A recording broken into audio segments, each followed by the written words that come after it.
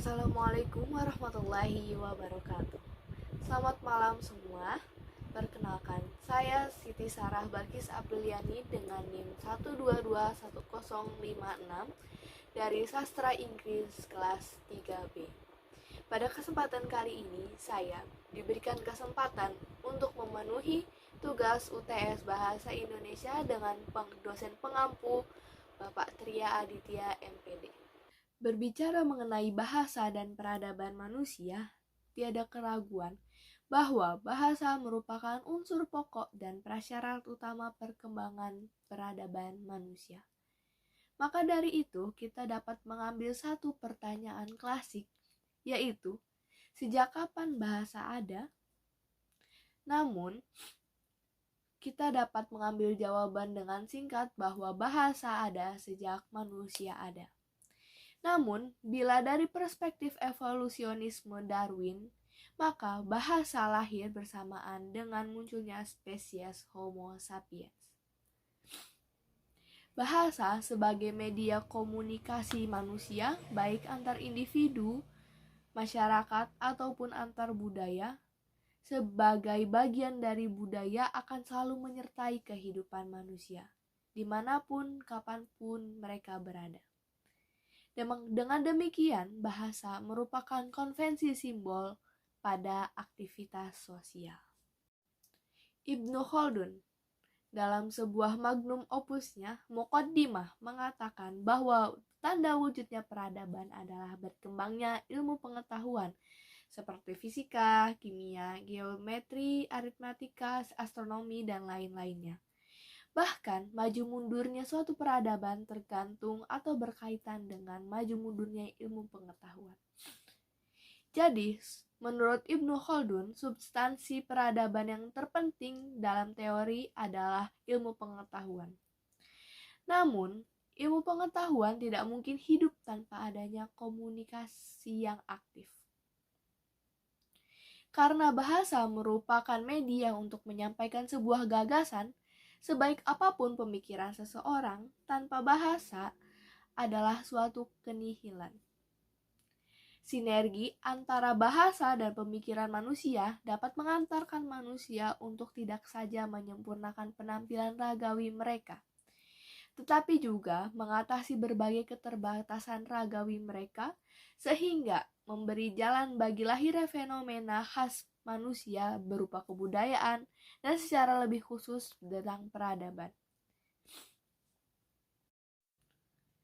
Tanpa bahasa, maka tiada pula kemampuan manusia untuk meneruskan nilai-nilai atau pola-pola perilaku dan benda-benda budaya dari satu angkatan kepada angkatan penerusnya.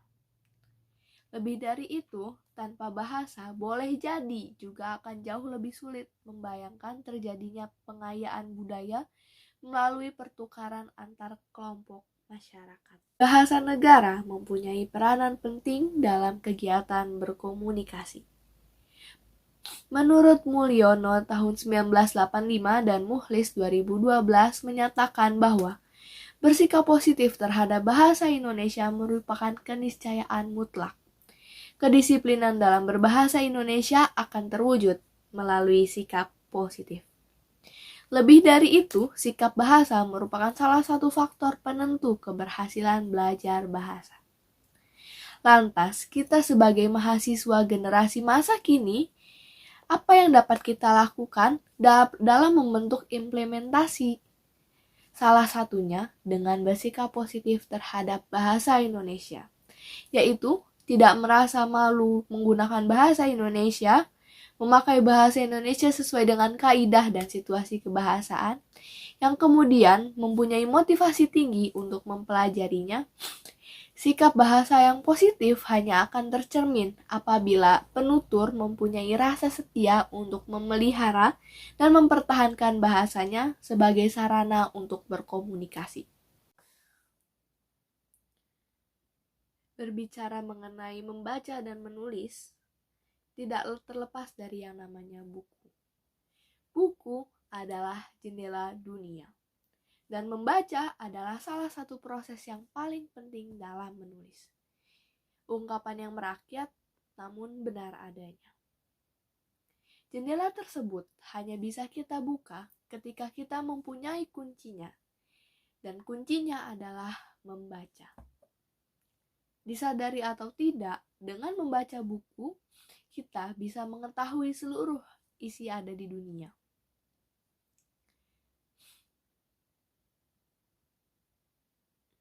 Kegiatan membaca berbanding lurus dengan kemampuan menulis. Semakin banyak orang membaca, semakin luas wawasan dan pengetahuannya. Sehingga ia cukup preferensi dan tak akan kehabisan ide untuk menulis. Menjadi pembaca bukan berarti harus menjadi penulis. Akan tetapi, untuk menjadi seorang penulis, seseorang harus mutlak memiliki kebiasaan membaca.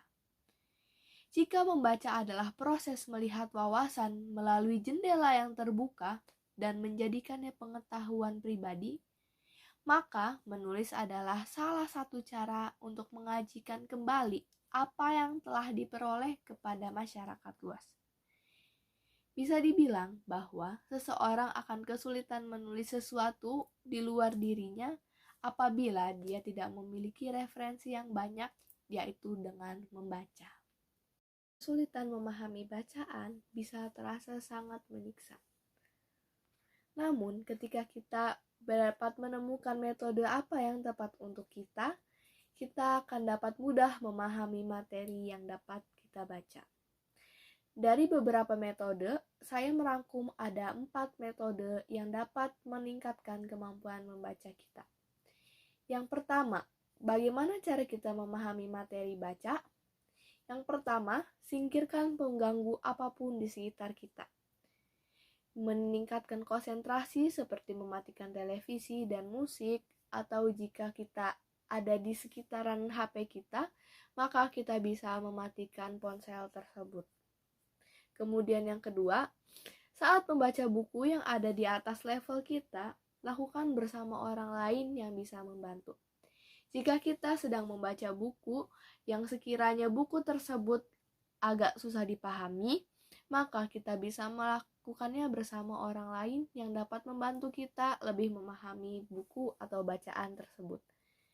Kemudian yang ketiga ada, bacalah dengan bacaan yang lantang ataupun bacalah dengan bacaan yang dapat memperlambat cara baca kita. Membaca lantang adalah cara yang bagus untuk memperlambat diri saat membaca dan memberikan waktu lebih untuk mengolah apa yang telah kita baca. Sehingga pada akhirnya itu akan meningkatkan pemahaman kita terhadap bahan bacaan kita. Kemudian yang keempat ada baca ulang teks tersebut sesuai dengan kebutuhan untuk meningkatkan pemahaman kita. Terkadang, jika kita membaca terlalu cepat, kita akan menyelesaikan satu paragraf tanpa bisa mengingatnya kembali. Kemudian, lakukan ulang kembali bacaan teks tersebut, baca dengan teliti sesuai dengan kebutuhan kita untuk meningkatkan pemahaman kita. Kata merupakan satu unit dalam bahasa yang memiliki stabilitas intern dan mobilitas posisional. Kata-kata itu dapat ditata dalam suatu konstruksi yang lebih besar sesuai dengan kaidah-kaidah sintaksis suatu bahasa.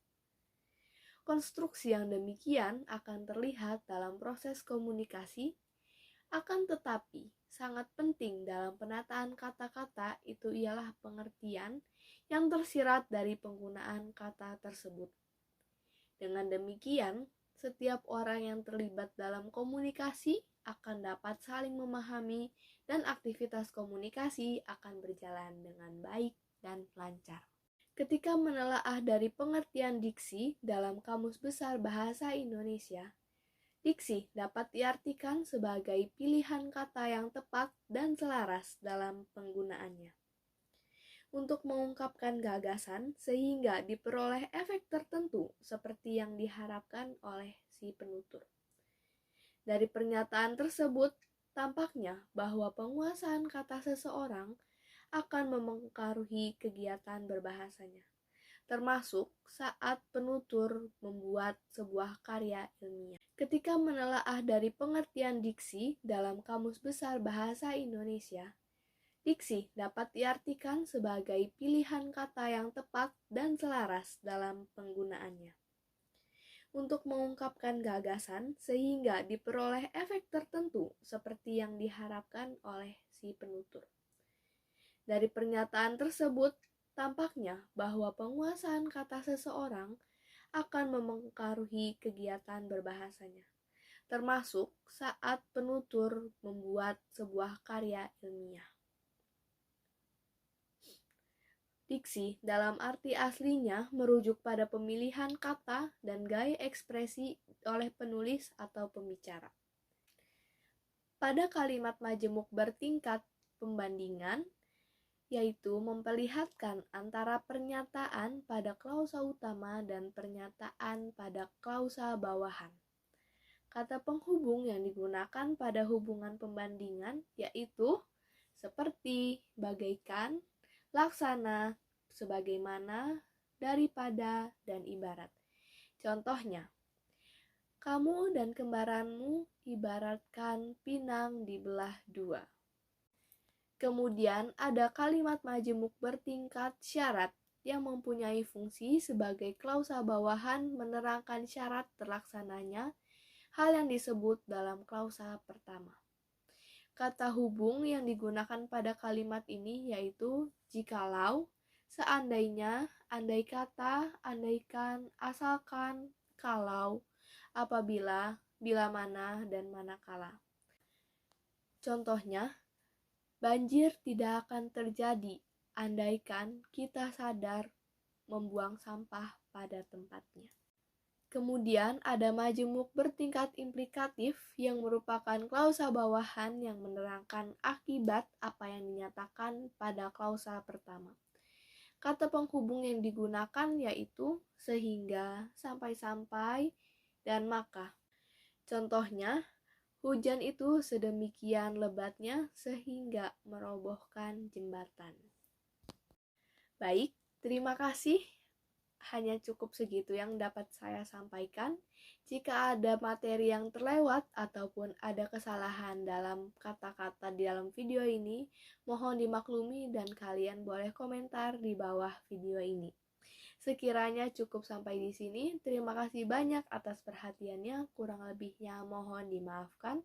Wassalamualaikum warahmatullahi wabarakatuh.